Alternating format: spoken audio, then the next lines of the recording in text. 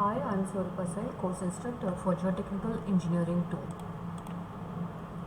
In this presentation, we will learn about uniform settlement and differential settlement. Here in this figure, we can see there are three types of settlement shown. First one is uniform settlement, wherein the building is settling uniformly.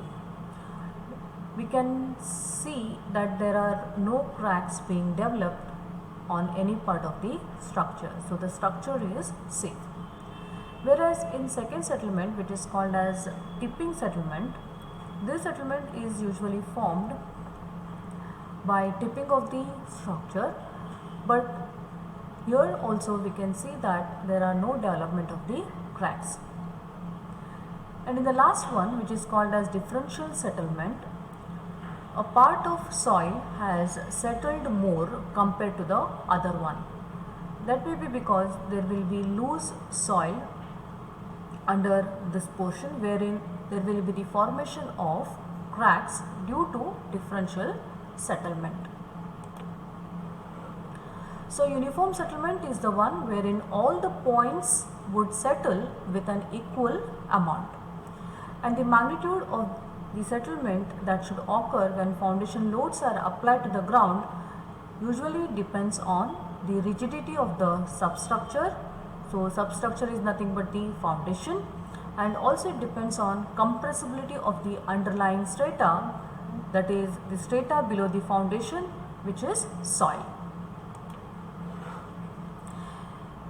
In cohesionless soil, that is sand and gravel, the settlement is likely to be complete to a great extent by the end of the construction activities. That means once the construction is over, the settlement would stop if the underlying soil is of sand and gravel. But if the underlying soil is of cohesive soil, like for example, if the soil below the foundation is of silt and clay, the settlement may continue for a long period, maybe for months or years, even after the construction of the structure. That means even after the construction is over, the settlement would continue. Hence, due allowance should be made for this slow consolidation settlement. And in case of organic soils, like for example humus, peat, muck, which are usually formed by the decomposition of the plants, the settlement may continue almost indefinitely. So for safety of foundations, the engineer in charge should be well familiar with all the causes of the settlement.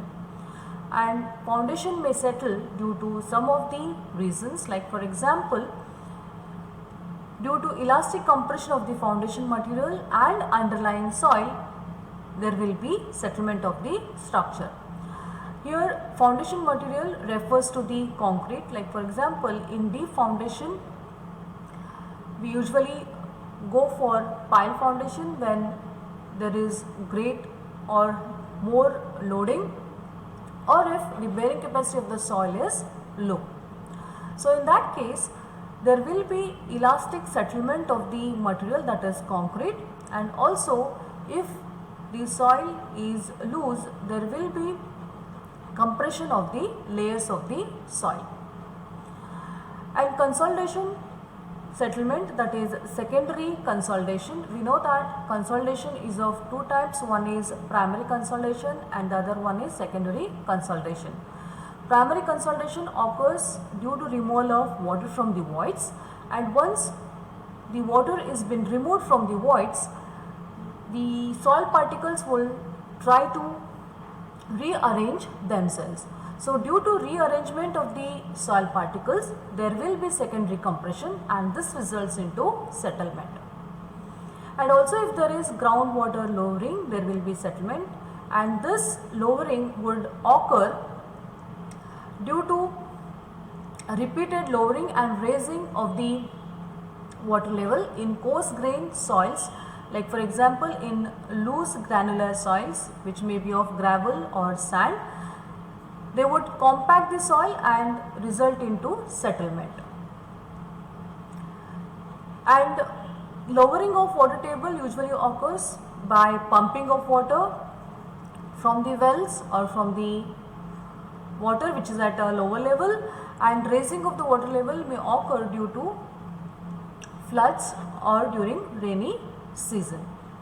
Prolonged lowering of the water table in fine grained soils, like for example in silt and clay, may introduce settlements because of the extrusion of the water from the voids. Pumping water or draining water by wells or pipes from granular soils without adequate filter material as protection may in a period of time carry the sufficient amount of fine particles away from the soil, and this results into settlement. Seasonal swelling and shrinkage of expansive clays also result into settlement, like for example in black cotton soil there will be swelling of the soil when there is more water content, and there will be shrinkage of the soil when the water has been removed from the soil during summer. So alternate swelling and shrinkage of the expansive soil, like for example black cotton soil, would also result into settlement. And ground movement on earth slopes, like for example surface erosion, which usually occurs during rainy season, and slow creep or landslides, which also are seen mostly during rainy seasons, would lead into settlement.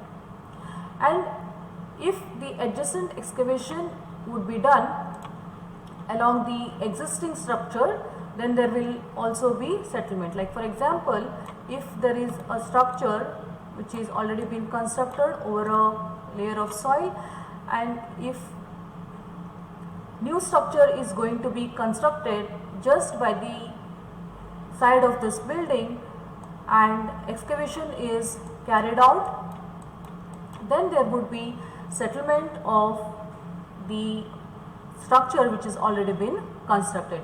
So due care should be taken while excavating for new construction of any building.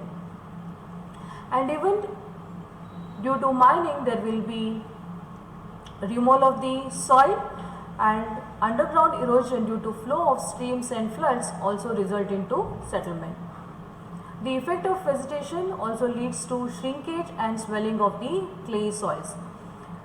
Usually plants and trees would absorb moisture which is present in the soil, so this leads to shrinkage and swelling of the soil and ultimately result into settlement.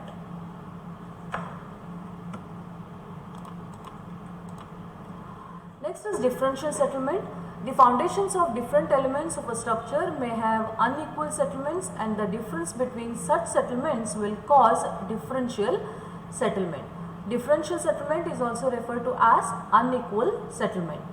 And the causes of the differential settlements are geologic and physical non-uniformity in the structure, thickness and density of the soil on which the structure would be constructed.